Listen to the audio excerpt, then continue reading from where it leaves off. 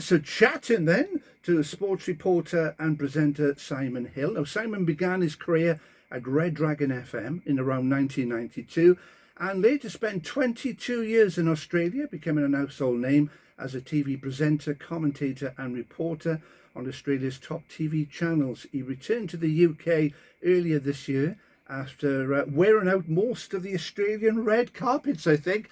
First of all, good day, sports. Gareth Williams, love to hear your voice after all these years. I'm all right. Hey, it's been a few years too, hasn't it? I worked it out about 30 years. Yeah, it was actually 91 when I went to Red Dragon, late 91, and I left in 93. So I don't think we'll have spoken since then. So that's 32 years, isn't it? Yeah, good job. We haven't changed much at all. Yeah, the hair might be a bit grayer, but at least it's still there. Right, before we go into the interview itself, I'm just going to play you a little clip, a clip from I think it's 10 News First. You'll be very aware of this clip, I'm sure. I'll play it. It's about 2 minutes, but it just gives the listeners an idea of just how big a star you became in Australia. Have a listen to this, Simon. In Australia for more than 2 decades. Now Simon Hill will call his final A-League match in Saturday's grand final. He's moving back to England and says it'll be an emotional night as he hangs up the microphone. Football hasn't gone home, but Simon Hill is. I feel it's time. 22 years in Australia, and they've been happy ones by and large, but I feel a pull towards home. My parents are elderly. Chances are he's been a guest in your home, a generation growing up with his commentary. Tim Cahill has done it again! What a goal by Tim Cahill!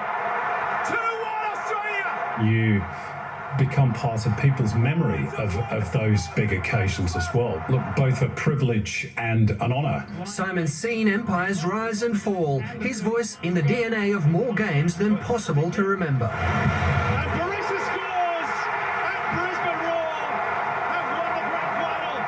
I couldn't give you a figure. It would be, I would imagine, in the thousands.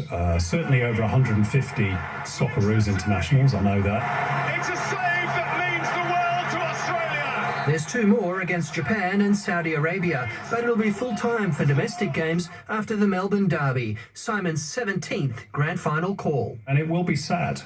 It's been a huge part of my life. His teammates and fans will feel it too. All great colleagues, very professional in what they do, and I'll miss them. And hopefully they might miss me a bit as well. Vince Hammerley for 10 News First. There you go, Simon. Did that bring a little bit of a tear to your eye when you first heard that? Yeah, I mean, when I went to Australia, which was in 2003, I didn't really know what was awaiting me. The game wasn't particularly big. They didn't have a professional league. The Socceroos, the national team, hadn't qualified for a World Cup in over 30 years. So, I was going to something of a football backwater, at least I thought. And I must have timed my arrival quite nicely because the game sort of took off.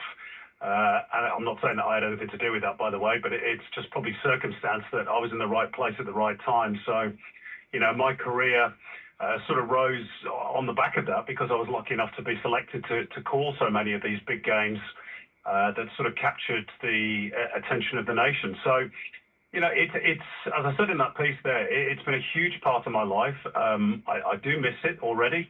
The new league season has started in Australia, and obviously I'm not part of it for the first time in 20 odd years. So, it's something that will always be very precious to me, and the football community in Australia were absolutely amazing with me. They welcomed me as one of their own, so I can't speak highly enough of them. Excellent. Let's go back to the beginning. Manchester lad, of course, a City supporter as well. What was life like, in that neck of the woods? Because, of course, 70s, 80s, and still is very much a rugby league part of the world as well.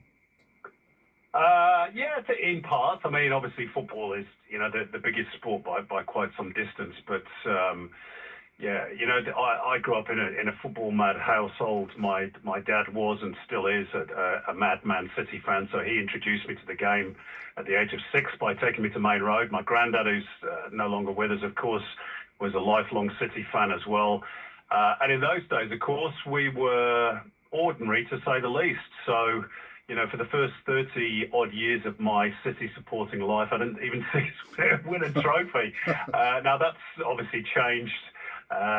Mainly because of the money that's flooded in over the last few years. But I was obsessed with sport generally, but most specifically football. And I wanted to be a footballer like most kids. And when I realised I wasn't good enough to be a footballer, which was pretty early on, then I set my sights on being involved in the game in a different way. And even at the age of 12, 13, I knew that I wanted to be involved in football, and it was just a matter of finding a way to do that.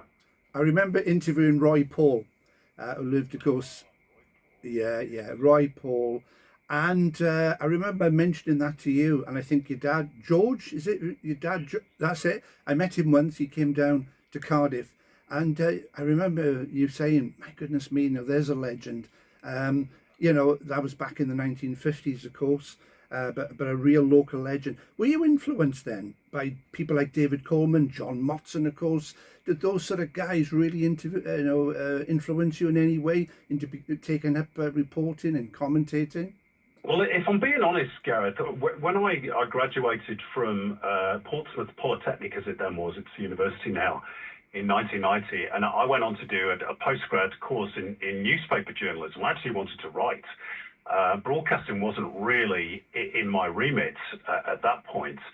And I'll tell you a funny story of how it happened with Red Dragon. When I finished my studies in 1991, I'm sure you remember this, there was quite a big recession on in the UK, and there weren't a lot of jobs around, certainly not in journalism, and specifically not in written journalism. So I spotted a job that was advertised at Red Dragon in the graduate press, which was commercial production writing, basically writing adverts for the radio station.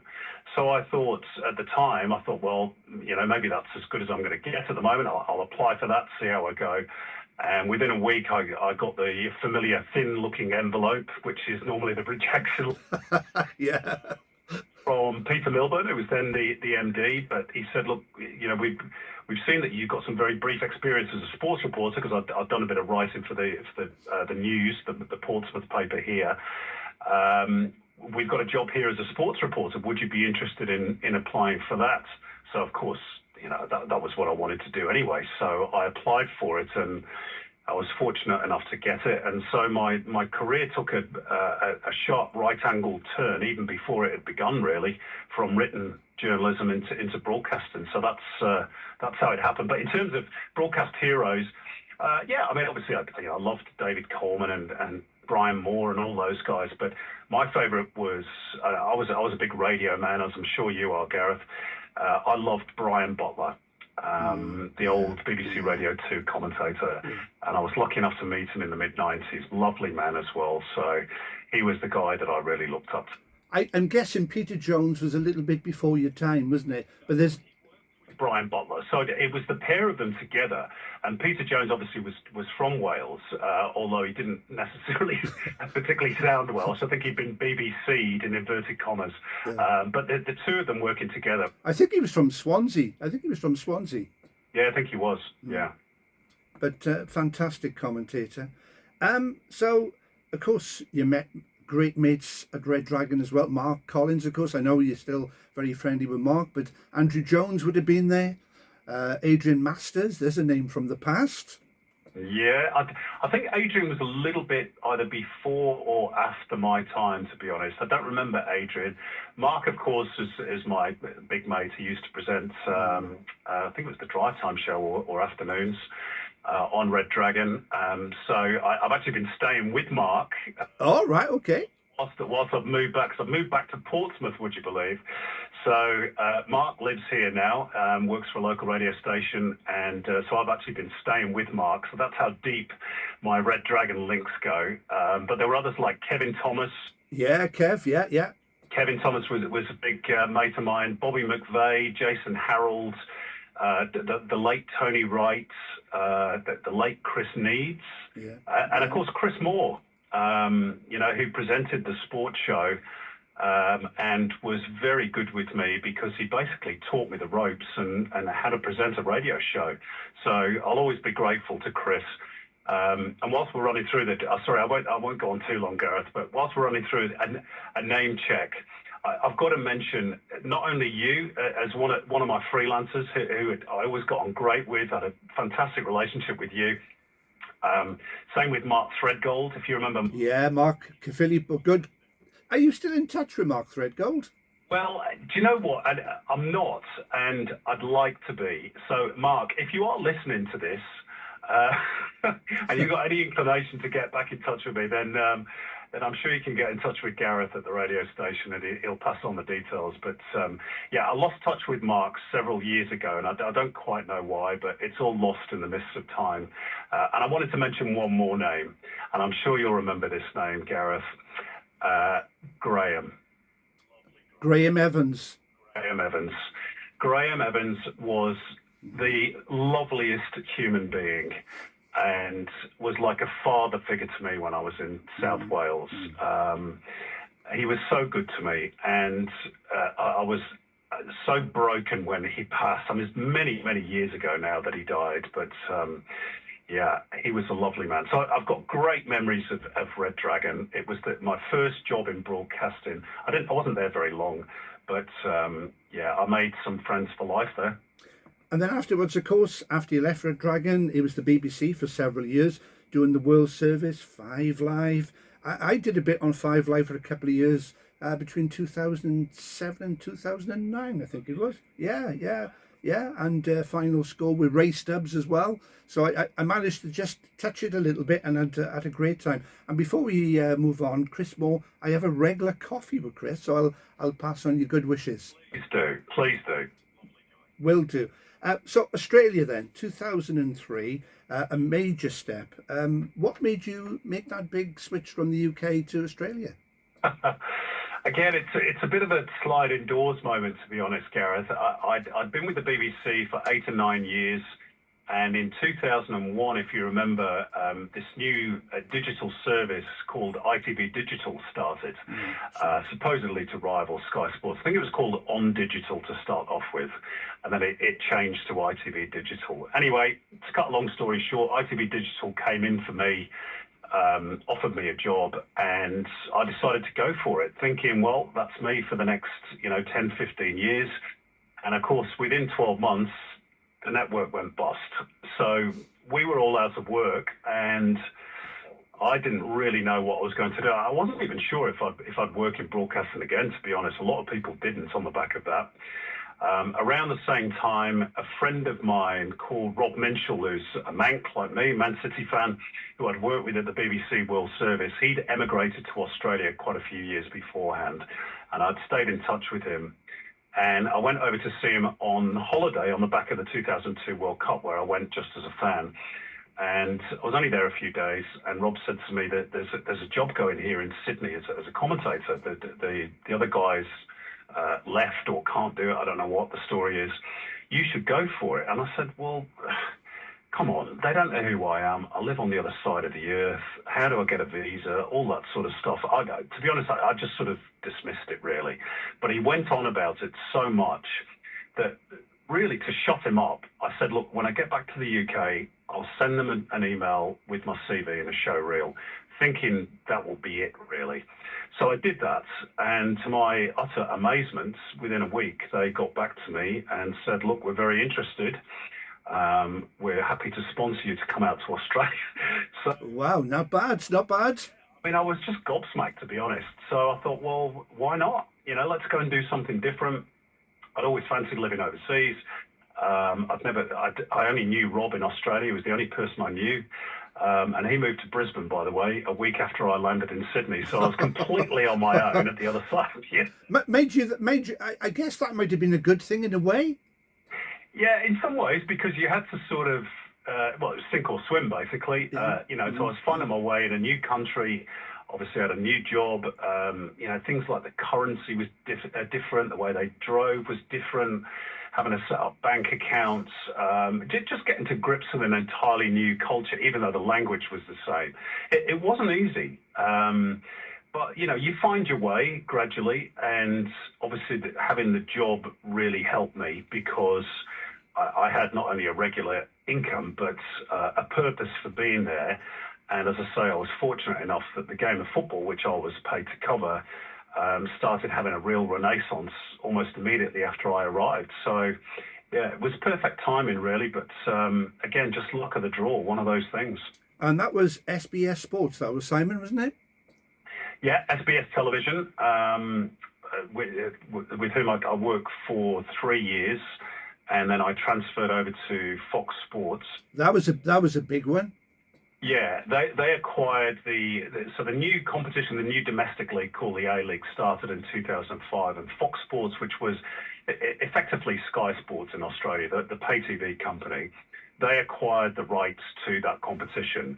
And obviously I wanted to work on it because, that was the domestic league. So I transferred over in 2006, stayed with Fox for 14 years, and then the last 4 or 5 years, I was with Channel 10, which is a free-to-air broadcaster, and they were the broadcaster who took over the A-League rights once Fox withdrew. So when you joined Fox Sports Australia, did you get a call from the big man himself, Rupert Murdoch? No, I would doubt he would have any clue as to who I was. But, it's,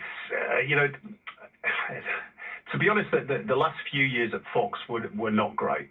The place became heavily Murdocked, in inverted commas. Before that, it wasn't really. It was always quite commercial, but you understood that. But the last few years weren't particularly pleasant. So, yeah, I wasn't sorry that I left in the end.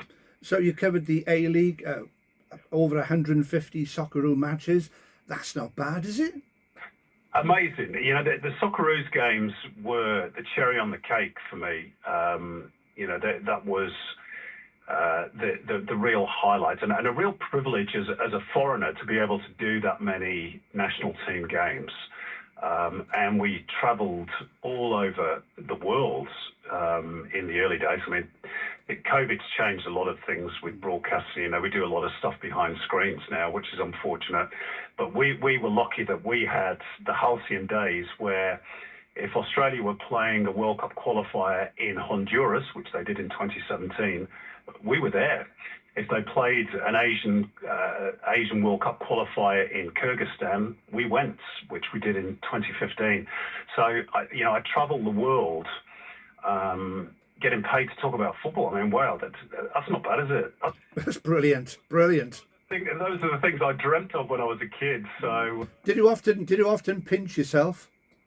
Well, certainly in places like Kyrgyzstan, and Bishkek was one of the most fascinating places I've ever visited. And I remember sitting in our commentary position pre-kickoff, and it was one of these antiquated Soviet-style stadiums because, of course, Kyrgyzstan used to be a part of the Soviet Union. And there was a big factory belching out black smoke on one side of the stadium. There was the Parliament building, very ornate, very Russian, on the other corner. And the backdrop were the Alatu Mountains, which still had snow on the caps. And I remember just surveying this scene from my position high in the stand and thinking, this ain't half bad for a kid from Salford. Yeah. So I've been very fortunate to have those experiences. Well, you mentioned the A-League, Simon. How would that compare with, say, for example, the Premier League, the Championship, League One in England? How does it compare in terms of standard? Well, this is an oft quoted discussion. It's difficult to know because it's a different style of competition. Over here it's played in winter for a start. We play in summer in Australia, so some of the games kick off at 3:00 in the afternoon in 35-degree heat. Wow. The pace is much slower. The grounds are much harder underneath because the sun bakes the ground during the summer. So you can't play the same style of football that you do over in the UK when you're playing on soft ground in cool conditions. Some of the better A-League clubs, I think, would do pretty well in the Championship, to be honest. Some of the ones down at the bottom would probably struggle in League One.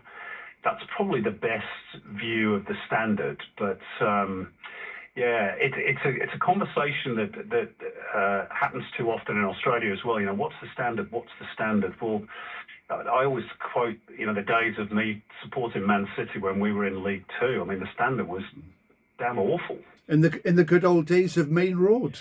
You know, we were dreadful, but it didn't stop me going because that was my team. So you know, it's not the Premier League, and it never will be the Premier League because it doesn't have the money. But it's a good standard, and the fact that they've sold, I think, over the last 2 seasons, close to 50, 60 players to European leagues from the A-League suggests that they must be doing something right. Absolutely. What was the big change for you, Simon, when you returned this year? When you come back, when you look at the Premier League, is it the amount of money that goes into football these days in England? Yeah, I mean, I think that's you know, generally the case in football worldwide. One of the things I don't like about the game is certainly the top level, the increased corporate approach. I think the ordinary fan has largely been priced out of the game. I remember going a couple of years ago when I was over on holiday, took my dad. He doesn't go too often these days because he's cracking on a bit. But I took my dad, and I think we were the only Manx in our section of the stand. You know, the place was full of tourists. And I remember looking around thinking, well, you know, where's all the guys that I used to go to the game with? They're not here. So I think that's something that's been lost to the game in the UK. It's all about money, of course, and those tourists probably go and spend more in, you know, the merchandise store than the locals do. So I don't like that aspect of it, but that's not unique to England. I think we've also lost a lot of the atmosphere, perhaps because of the increased, you know, tourist fan base, if you like. I've been fortunate enough since I've been back to go over to France to do quite a few Ligue 1 games as part of my new freelance role. And I'll tell you what, the atmosphere in France at those games, it absolutely leaves England for dead. Yeah. We've lost that, and we need to get it back. So you became a freelancer in 2020. Did COVID have anything to do with that at the time?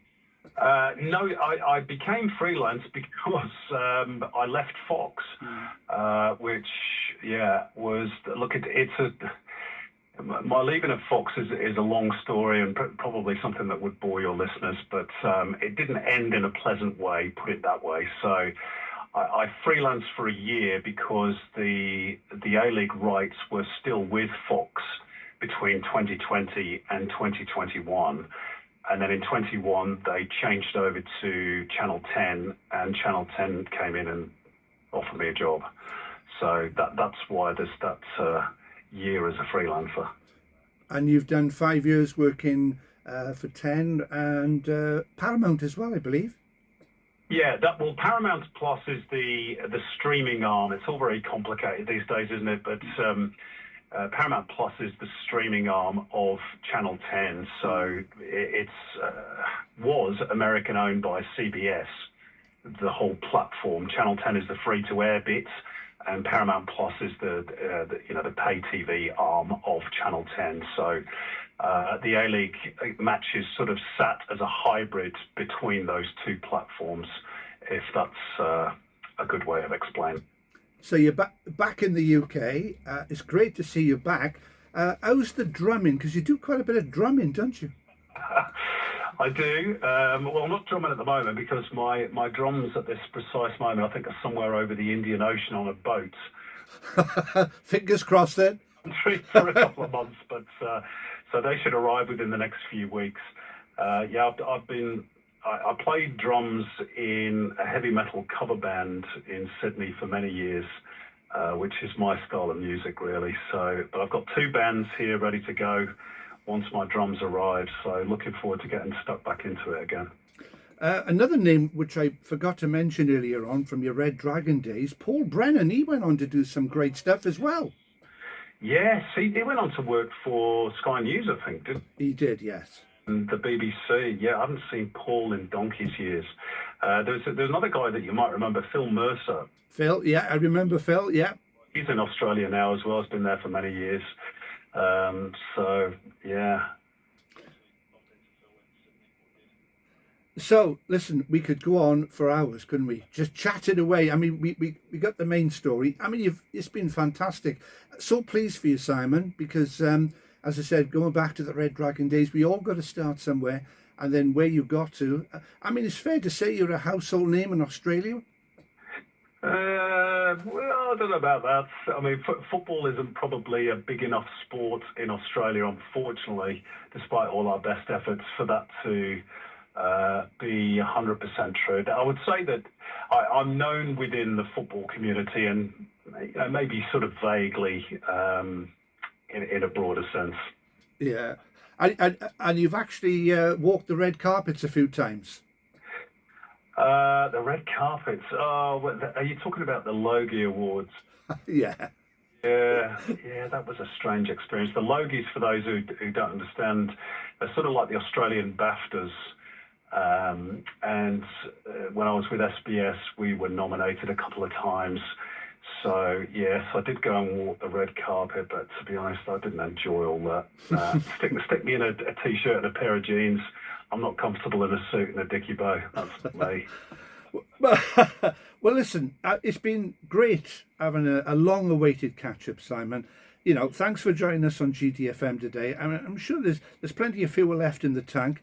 I mean, good luck with everything that you do, mate. And next time you visit Cardiff, we'll have a couple of tinnies, shall we? I think that will be fantastic. In fact, I haven't been to Cardiff for so many years, so I'm going to make a plan to get down there and catch up with a few people, yourself definitely, and maybe even Mark Threadgold if we can find him. I'm sure we will.